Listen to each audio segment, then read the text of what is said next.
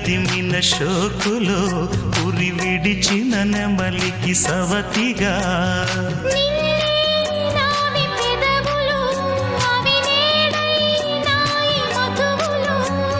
రెండు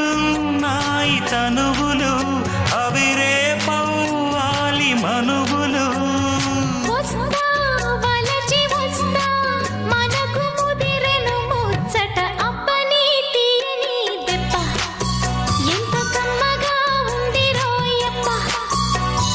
అమ్మ నీనున్న నీ బుగ్గ